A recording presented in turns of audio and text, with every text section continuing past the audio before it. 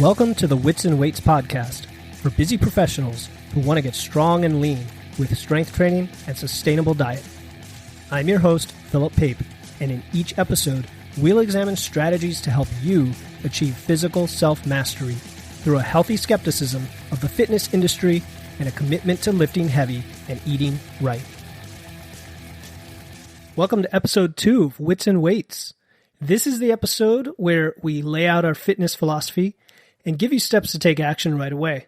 Strength training is by far the most effective way to increase muscle mass, boost your metabolism, and improve your health in more ways than you can imagine, from mobility, balance, and flexibility to reduce risk of metabolic disease, high blood pressure, high cholesterol, injury. It also tests you physically and mentally because it's hard. And that's one of the best reasons for doing it. Today is about getting you moving on a training program right away. We'll definitely cover some basic principles of strength training and muscle building, but we're going to save a deep dive into all things strength related for the next episode, where we'll examine in great detail why strength and resistance training are so important. But today is all about action, getting you moving and lifting right away. No excuses. In today's episode, we cover strength training lingo. We'll define key terms so you can speak the language, the importance of training with a program instead of just exercising, the requirements to train effectively for strength, the one category of lifting that meets all of those requirements, an overview of the movements you'll be using, choosing a program and measuring progress, and finally, what to do next to get started this week. First, let's take a moment to define some terms. I'm not going to do this every episode, of course, but I think it's important to get familiar with what people mean when they say certain things in this universe, which can be kind of strange if you've never been in it before. So the first thing we're going to define is strength. Strength is simply the ability to exert force on an object. And for our purposes, strength can be measured by how much weight you're moving. That's it. If you're doing a squat, how much weight is on the barbell? That measures your strength. The next term is hypertrophy. And I'm defining this early because I know you're going to want to hear about it. And most people getting into strength training programs, they just want to get big and muscular, or they want to increase their muscle mass. And hypertrophy is the increase in muscle mass due to either muscle cell size or quantity increase. But here's the thing. Hypertrophy comes with strength. You don't need to separate the two until you're an intermediate, or advanced lifter. And all you need to focus on now is to get stronger, you need to get bigger, but to get bigger, you need to get stronger. Thus, we focus on strength. Don't worry about hypertrophy. Worrying about hypertrophy takes you down a dark path of tons of exercise variety and all sorts of movements that you really don't need early on when you're just trying to build strength. The next definition is intensity. Intensity, for our purposes, is the weight or load on the bar. That's it. It's not how hard you're working or the reps you have left in the tank or whether you're getting in a good sweat or how sore you are. It's just the weight on the bar. Let's talk about reps and sets. And you're probably familiar with these concepts. Most people are, but let's just define them. A rep is a repetition, or the number of times doing a complete movement. So if you're doing deadlifts, how many times do you lift the bar off the ground and set it back down? That's a rep. Sets are the number of consecutive reps before taking a rest period. So if we go with that deadlift, if you do one deadlift, you set the bar down, you take a breath, you do another, set the bar down, take a breath, and you do this 5 times, and then you stop. That's a set of 5 reps. However, if you do a deadlift, set it down, and you take 15 breaths, and then do it again, I would consider those 2 separate sets of 1 rep. Now, there's nomenclature when it comes to sets and reps that gets a little bit confusing. For the most part, we're going to use the scheme of sets times reps. So if you do 3 sets of 5 reps each, we're going to say 3 by 5, and that's 3x5 if you write it out. So 3 by 5. If you see 3 by 5, 3 sets of 5. The next thing I want to define is rest or rest period. And this is simply the time spent resting between sets so that you can recover for the next set.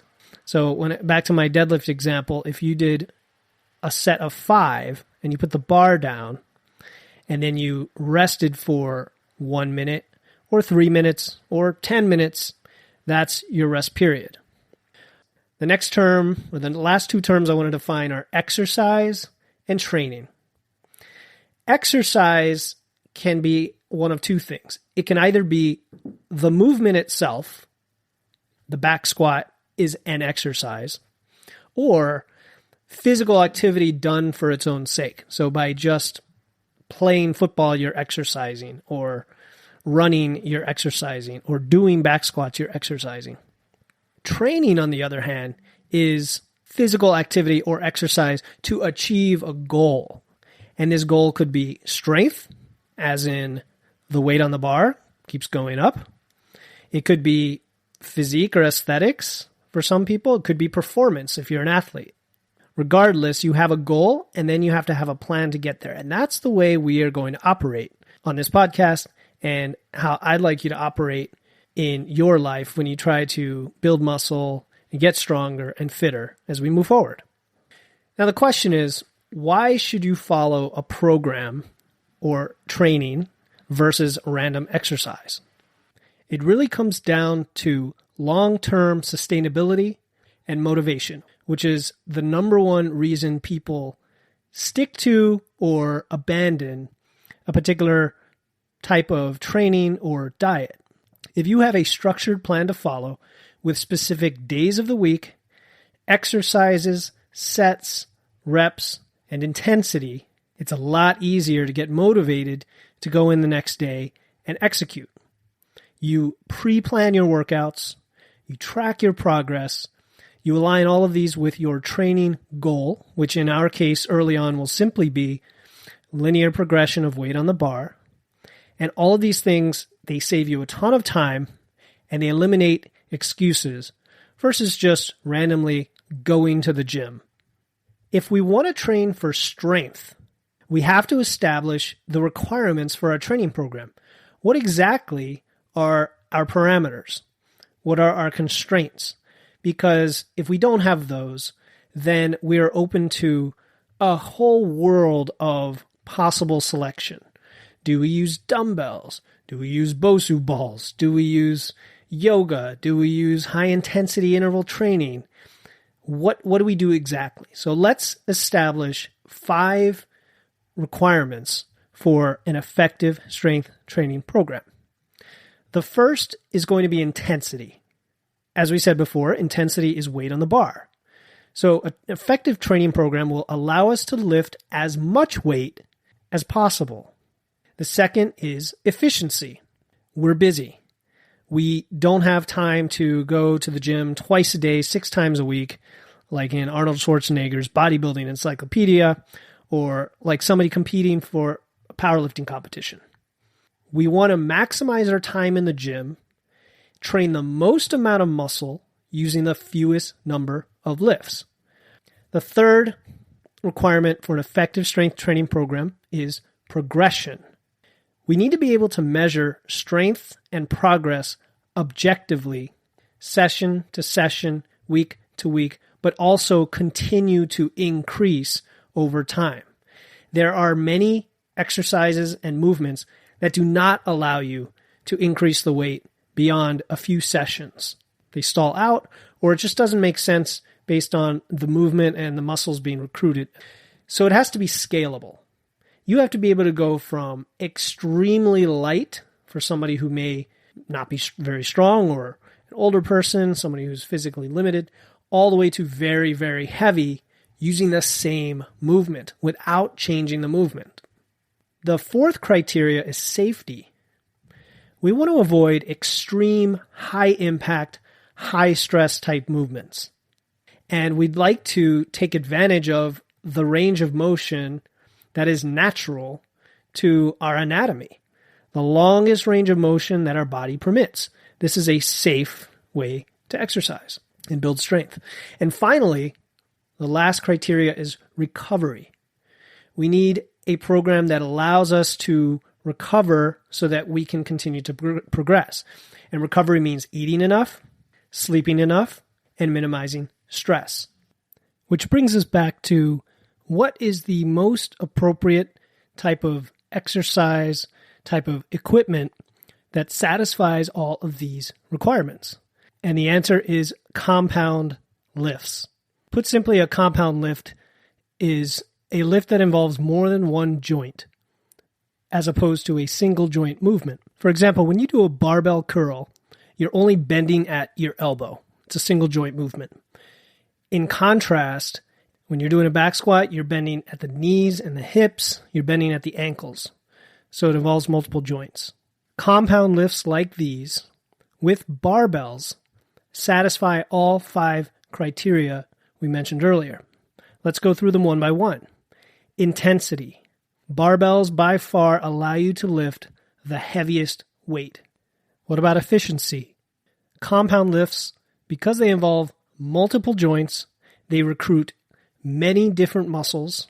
Therefore, you can minimize the number of exercises, reduce the exercise variety, keep things simple, and thus get through your workout much more quickly, fewer times per week, and satisfy the efficiency criteria.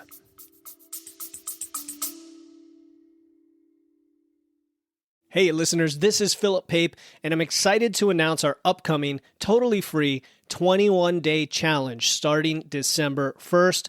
It's called the Wits and Weights No Diet Holiday Body Recomp Challenge. This challenge is about learning how to achieve body recomposition. That's building muscle and losing fat at the same time without dieting or restriction throughout the holidays. I'll be giving you free videos, guides, and personalized coaching in a private group chat to help you enjoy the holidays while being satisfied and guilt-free. The kickoff call is Friday, November 17, and the link to enroll is in the show notes. No matter what episode you are listening to, don't worry. If you're hearing this after November 17, you can still register and get access to the replay and resources before the challenge starts on December 1st. Again, to join the Wits and Weights No Diet Holiday Body Recomp Challenge to build muscle and lose fat without dieting through the holidays, click the link in my show notes. Now back to the episode. Next, we have progression. With barbells and compound lifts, we can continue to add weight for a very long time. We're going to use something called linear progression, where the only thing you change from session to session is the weight on the bar. And barbells are highly scalable. You can go from an empty barbell or even an empty, lighter version of a barbell all the way up till you start adding weight, and then you can continue to add weight with the simple use of plates. The 4th criteria is safety, and barbells really stand out here because with barbells you can move in a full range of motion when you're doing a compound lift without undue stress on your joints if you're doing it properly, and with equipment like bar collars, pins in the rack, spotter arms, you can have additional safety in the event of a failed rep, such as on a bench press. And of course, failed reps is something we want to avoid, but if and when they happen, you want it to be safe. And finally, recovery. Heavy lifting means you only need to work out 2 or 3 days per week as a new lifter. And this gives you plenty of time between sessions to eat and sleep enough, as opposed to doing 5 or 6 days a week of lots and lots of accessory or isolation exercises. It doesn't add undue stress like running or other quote-unquote intense exercise would. The next thing you might be asking is, what if I don't have access to barbells and power racks? You're telling me I need to do barbell lifts, but my gym only has machines and cardio equipment. My answer would simply be get access right away, however you can. And you have a few options for this. So this should not be an excuse because barbell lifts are the way to go for maximum strength gains and efficiency and all the other criteria we talked about. Your first option is to find the closest gym that does have barbells and power racks and will let you deadlift. Even if it's just a commercial gym, find one. The next option is to find a more specialized gym, like a powerlifting, bodybuilding style, starting strength gym that is geared toward clients like yourself who want that equipment. The third option, and this I highly recommend, is to just buy a power rack, barbell, and plates. However you can, hustle. Look for sales. Go to the Facebook Marketplace or Craigslist. That's how I got my first barbell and 45s. It is from a kid who graduated college. He no longer needed his equipment. Bought it from him, met him in a parking lot. It was cheap. It was a good deal. Good equipment. Talk to your friends. Look for gyms going out of business. Man, there's CrossFit gyms going out of business left and right, unfortunately. But during COVID, that's obviously an opportunity for you to find equipment. And then the other option is to mooch off of a friend who has their own home gym and buy them a bottle of whiskey. You've got to have that basic equipment to get started. What we will not be doing, and you do not have to worry about on any of these programs, is things like kettlebells, medicine or Bosu balls, fixed plane weight machines, the kind in the gym where you sit down, high intensity interval training, medium intensity cardio like running, or really any other cardio initially other than brisk walking. If you love to do any of these things, sorry, you want to not do them during the novice phase here and focus just on lifting. You can incorporate them later for fun or if you have specific goals, but any cardio you do now will likely interfere with your ability to recover. And we want to focus on one goal at a time. And then later on, we can pull in sled pushes or things like that you might just enjoy, sports and such. Now that we've established that the big compound lifts with barbells are the most effective way to go for a strength training program, what do we do with those? What kind of movements are we talking about? And what we're going to examine now is what we call the big four. The big four movements are the squat, the deadlift, the bench press, and the press, which some people call the overhead press or the shoulder press, and we will just call the press. Now, you'll find a lot of programs leave out the press and focus only on what they call the big three, squat, deadlift, bench press, which are found in powerlifting competitions. But the overhead press, the press, is, in my opinion, an elegant, beautiful, technical exercise. You can tell I'm passionate about it. And it's superb for developing upper body strength, as well as things like balance and awareness. It's not just a shoulder exercise, like people think. It recruits lots of muscle mass from head to toe. But it can be a fickle fiend to progress. So it teaches you resilience, precision, timing, how to tackle hard things. If you can build to a 1 times body weight press, you're pretty darn strong. Programs like Starting Strength also incorporate a 5th big lift, the power clean. This is an Olympic lift, which is an explosive, dynamic pulling movement that you can alternate with deadlifts to keep progressing. And you'll learn about these lifts in greater detail once you dive into the program you choose to go with. Now, we have to use correct form to avoid injury and optimize your results and your progress. There's so much misinformation out there about whether weightlifting or lifting is safe or not, and it usually comes down to people just not using correct form. And in my opinion, you want to treat this like a skill. Every time you do the movement, every warm-up rep, treat it like a skill that you're constantly refining and getting better at. There are many ways to improve your form, and I want to focus on this just for a minute before we talk about choosing a program because I think it's that important. The first thing you can do is start to read definitive guides on each of the movements. I would recommend something like Starting Strength by Mark Ripito, which in my opinion has the most exhaustive, detailed explanation of each of the lifts.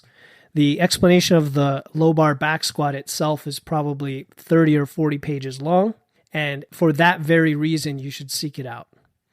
There are other guides online, like Andy Morgan's Ripped Body website, I think has some good definitive guides on the big three.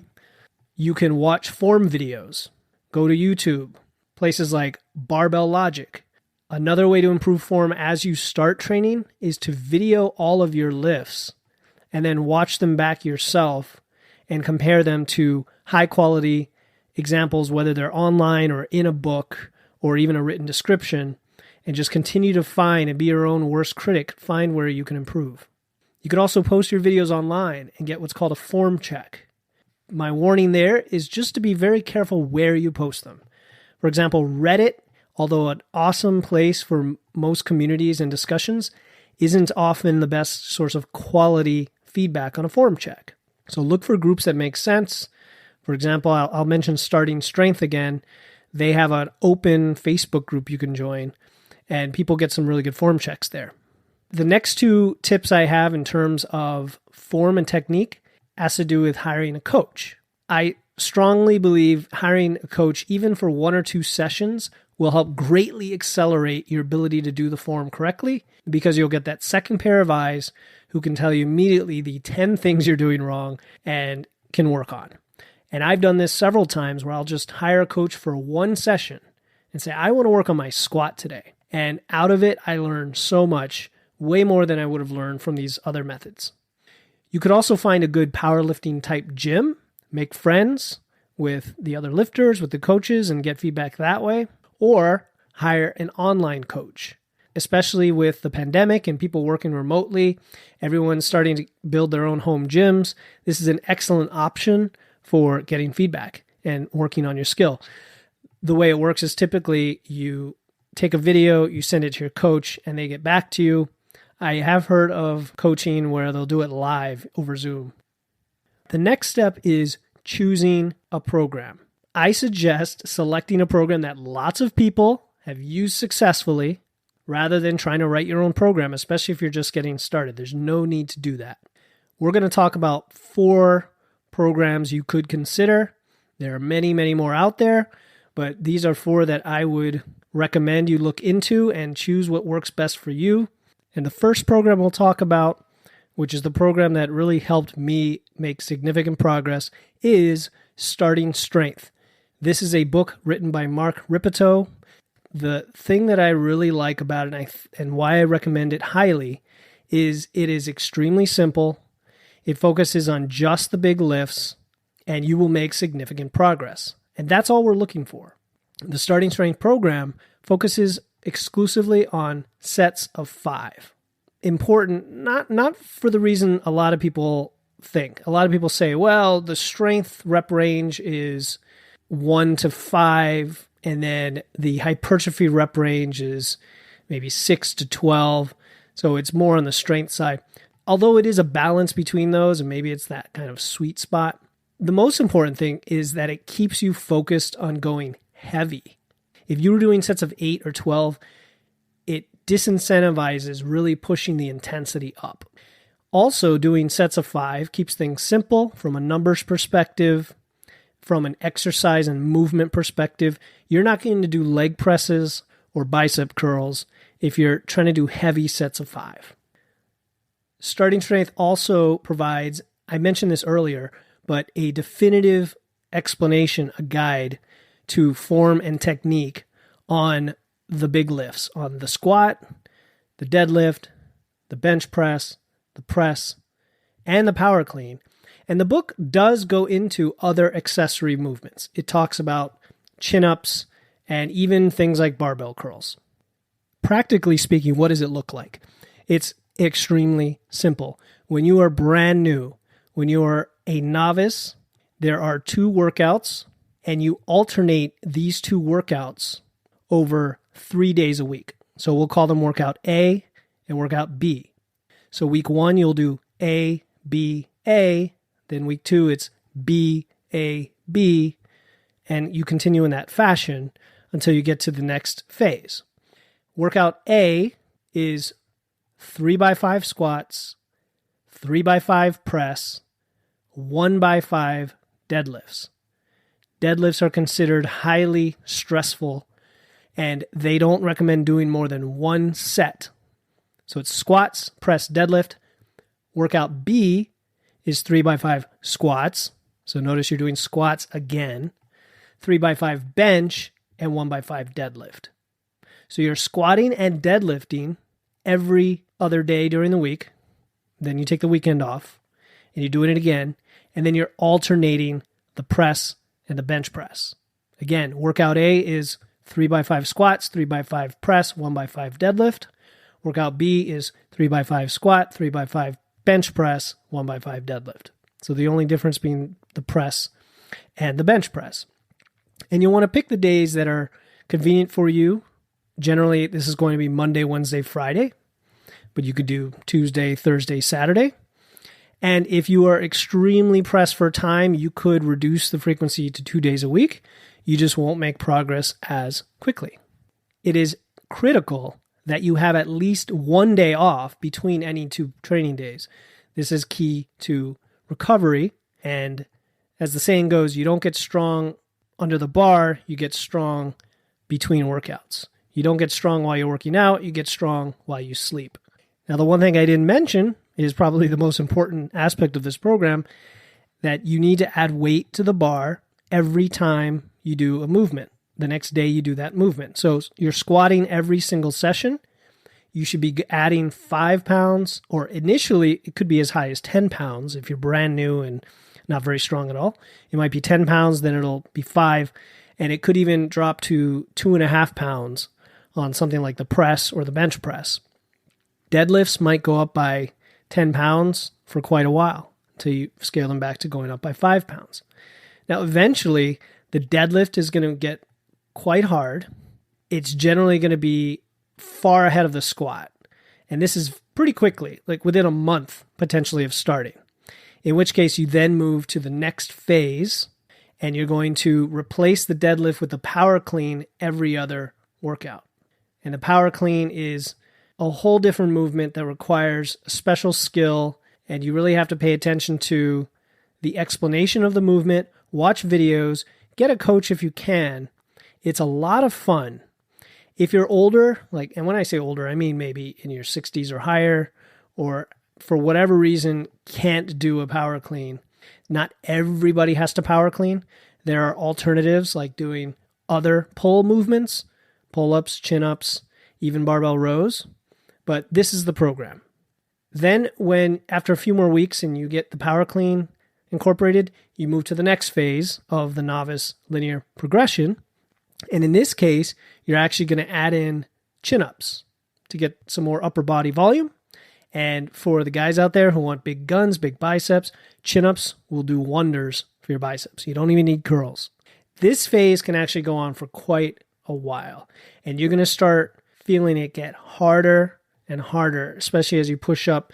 For guys, for example, once you get into the 200s on the squat for the first time ever, you might start to feel it. Now, everybody's different. Some guys are very strong naturally, so they're going to push up toward maybe the 300s in their novice progression, but most sit somewhere between, I want to say, 225 and 275 by the time they get toward the end of their linear progression. And you get to the final phase, and you're backing off on frequency of the deadlifts and the power cleans because the deadlifts are just getting so heavy. In terms of progression, the suggestion is that you start with an empty bar. Now, if you've been lifting for a long time, you may be able to start with more weight than that. If you know for a fact on a back squat, you could easily start at 95 pounds or 135 pounds. You know your body, you know what you can do what makes sense. But the recommendation is to start with an empty bar and then start adding weight. Because you're doing the lifts so frequently, it won't take long to increase to a reasonable level of intensity.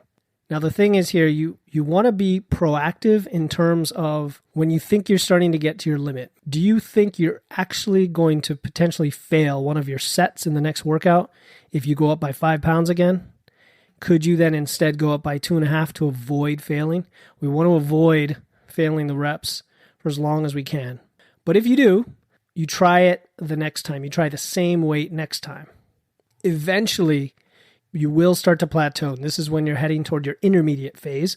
And if you're listening to this and just getting started on this, you haven't even started training. So we're talking several months out from now, but it will happen.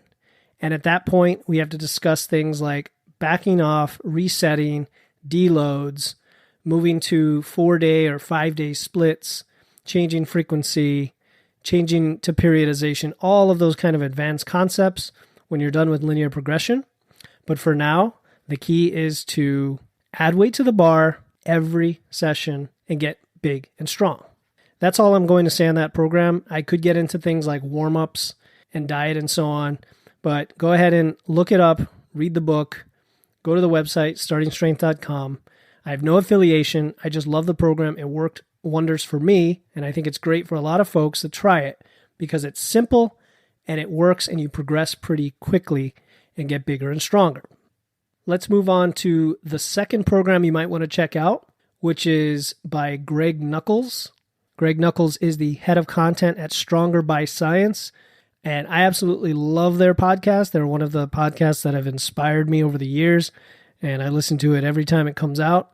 He also is behind the new nutrition app. This is the app that I've been using since it came out not very long ago. It's called Macro Factor. And I will be talking more about that app in the upcoming episode about diet. But in the meantime, I think if you subscribe to the Stronger by Science newsletter, I'll include a link in the show notes, you'll get 28 free programs that he's put together. And they're very simple. What I like about his free programs is he simply splits the programs up by lift, the big 3 in his case. He lets you choose a frequency and how to put them together. And then he gives you various combinations of how you can do this. So if you're looking for kind of a mix and match with the big 3 and keeping it super simple, check out Greg Nuckols' 28 free programs. The next program I want to mention is called The Big 3 Routine by Andy Morgan at rippedbody.com. And again, I'm not affiliated with any of these. I just think they're good programs. But again, I'll have a link in the notes. This again is focused on the big 3. He does 5x5, and it's Monday, Wednesday, Friday, and he has them split up in a certain way that's explained on the website. He's got some very definitive guides, tutorials, and videos that I think could be extremely helpful even if you don't use one of his programs. And then the last resource I'll mention is thefitness.wiki, which is associated with the fitness subreddit. And I recommend checking out this site because it has a bunch of guides on muscle building, strength training, programs, and so on. And they actually have something called a beginner routine. They suggest running it for no more than 3 months, after which you're ready to move on to intermediate programming. It is actually quite similar to Starting Strength in some ways because it's 3x5s. It's a workout A and a workout B, and 3 days a week alternating. Workout A is 3x5 barbell rows, 3x5 bench, 3x5 squat. So the squat comes last. And then workout B is 3x5 chin-ups, 3x5 press, and 3x5 deadlift. And then they suggest a specific progression, 2.5 pounds for the upper body lifts, 5 pounds to the lower body lifts, and then some rules based on how many reps you get or if you fail and so on. It has a little more complexity. It also incorporates some specific conditioning requirements, but I think it's still a good program to check out. And that brings us to the first action for you in this podcast, and that is to choose one of these programs. Do this today. Pick a program. Review some of these. Buy the books or get the ebooks or borrow it. Go to the library, whatever it takes. Learn about them. There's plenty of information online. And then figure out how you're going to track your training. The simplest way is just use a notebook. I do love technology. So there are apps out there like Strong or Stacked or Train Heroic if you're working with a coach to track progress. Now that you've chosen a program and have a way to track it, I'd like you to consider measuring progress, taking a baseline, and then measuring yourself going forward. Since you're just getting started, it'll be an excellent resource to look back on in the future. And to do this, first, I would suggest taking some before photos, then take some before measurements. Now, I think these are a bit more important for tracking progress.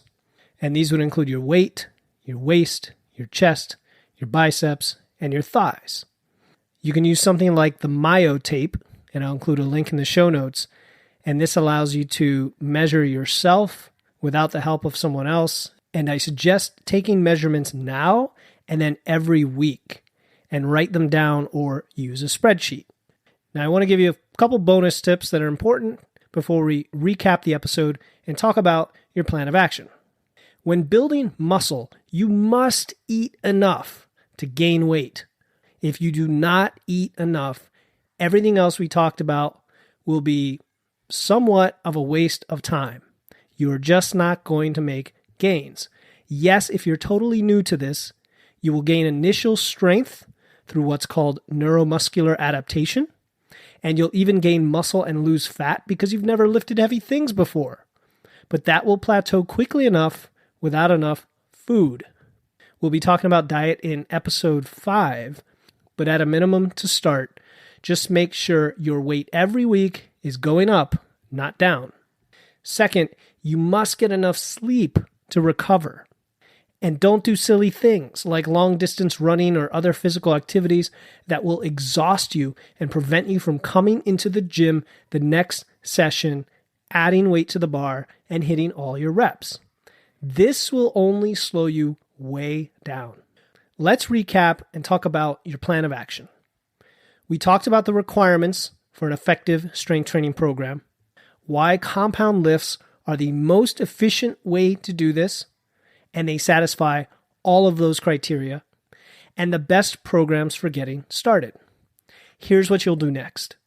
First, choose a program. Second, get access to a barbell. Third, get a notebook or download a workout app to track progress. Fourth, take initial body measurements and repeat every week. Fifth, start training right away. Get under a barbell. In our next episode, we'll talk about why we care so much about strength.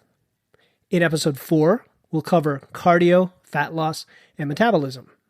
Episode 5 will discuss how to approach your diet without going on a diet.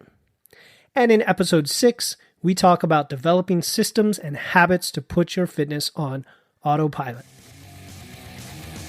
Thanks very much for joining me today. To view the show notes and a recap of today's episode, head over to podcast.witsandweights.com. Before you go, I have a quick favor to ask. If you enjoy the podcast, please let me know by leaving a review in Apple Podcasts. Reviews let Apple know that listeners like you enjoy my show, which helps people find the podcast in search results. It does make a huge difference. Thanks again for joining me, Philip Pape, in this episode of Wits and Weights. I'll see you next time, and stay strong.